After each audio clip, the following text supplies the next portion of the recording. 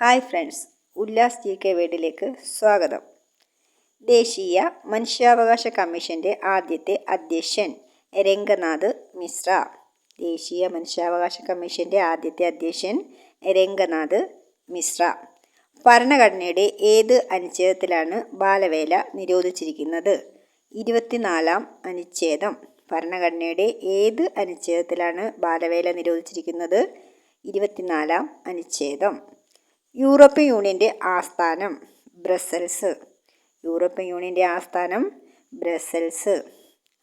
1857 വിപ്ലവത്തിൻ്റെ താൽക്കാലിക വിജയത്തെ തുടർന്ന് വിപ്ലവകാരികൾ ഡൽഹിയിൽ ചക്രവർത്തിയായി വാഴിച്ചത് ആരെയാണ്? ബഹദൂർ ഷാ രണ്ടാമൻ.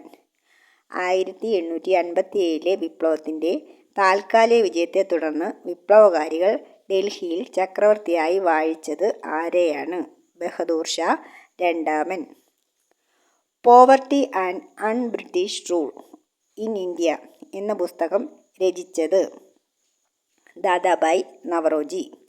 Poverty and un British rule in India എന്ന പുസ്തകം രചിച്ചത് ദാദാഭായ് നവറോജി. ഇന്ത്യൻ ഭരണഘടനയുടെ ആമുഖം എഴുതി തയ്യാറാക്കിയത് ആരാണ്? ജവഹർലാൽ നെഹ്റു. ഇന്ത്യൻ ഭരണഘടനയുടെ ആമുഖം എഴുതി തയ്യാറാക്കിയത് ആരാണ്? ജവഹർലാൽ നെഹ്റു.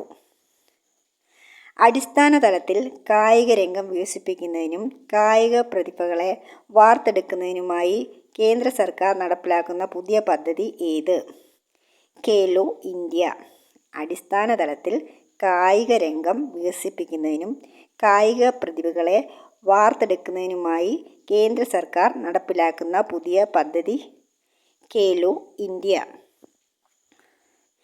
ദേശീയ മനുഷ്യാവകാശ കമ്മീഷനിൽ അധ്യക്ഷനെ കൂടാതെ എത്ര ഔദ്യോഗിക അംഗങ്ങളുണ്ട്? 4. ദേശീയ മനുഷ്യാവകാശ കമ്മീഷനിൽ അധ്യക്ഷനെ കൂടാതെ എത്ര ഔദ്യോഗിക അംഗങ്ങളുണ്ട്? 4.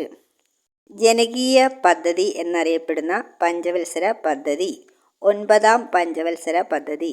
ജനകീയ പദ്ധതി എന്നറിയപ്പെടുന്ന പഞ്ചവത്സര പദ്ധതി 9-ാം പഞ്ചവത്സര പദ്ധതി.